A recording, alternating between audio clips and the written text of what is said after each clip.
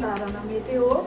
hatramin'ny farany ety am-piandohanana ny vinany toetry ny andro mandritry ty herinandro ty no hoarosonay ho anao velomay. Tena re dia alefaka hatrany ny alzay mandritry ty herinandro vaovao izay hitsahantsika ty atoato kosa ny orana malefaka dia anasavasy alalanjorofo atao anatin'ny 7 andro fahakendrika tandrivirana zany any avadibady fitovinany sy ny irelatsinanana tsirabe hamoronymany atovatsaitra sy iorombe iny any amin'ny alarobisy alakamisy any noho ny fandalovana frona andiandraona ho an'ny fandrasisa kosa dia ombena ny andro raha makasika ny maripana dia ny maripana ambony indrindra no vinavinaina isy fidinany kely ho an'ny vadivavy fitovinany ny antsinanana tsirabe hamoronymany atomatsaitra sy iorombe iny tokony ahitandrina ihany koa ireo mpanjony eo amorombe katrany avangaidrano torak'izany ihany koa nany atsiralana katrany antalafa aheriny ranomasina mihitsy moa zany dia mety atratratrany amin'ny 3 metatra na 3 metatra sasany anoany mihitsy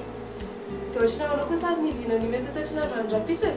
amin'ny rapitso maraina no amboantsika azy sitraka orana malefaka hatrany ny faritra avaratra atsinanany Madagascar ray manontolo izany hoe manomboka amin'ny faritra Sava anaranjorofo sy Tomasina maromaroka kosa ny andro mety atsinanana sy aloatra mangolo aty ary ibalika be ny masoandro na ilay olona rovandraona azy izany indraindray amin'ny faritra sisa ho amin'ny rapitso toeratandro dia mbola itoy hatrany ny orana ny amin'ny faritra Sava sy ny faritra atsinanana iny ary anorana tandrivindraona any nosy be sy samborano ary ny ilana atsinanany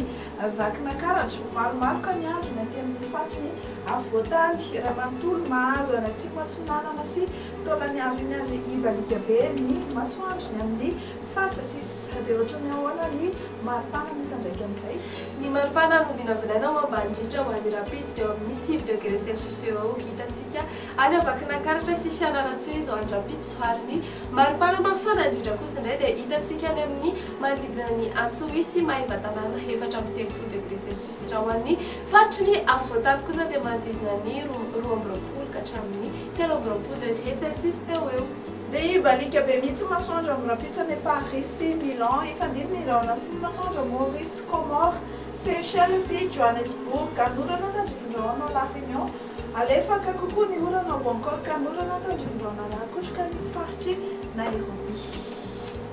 dia izay sendray aloha zarosarao tamin'ny telinity akasitrana fiainanao niaraka taminay hatramin'ny farany fandarana veloma tompoko.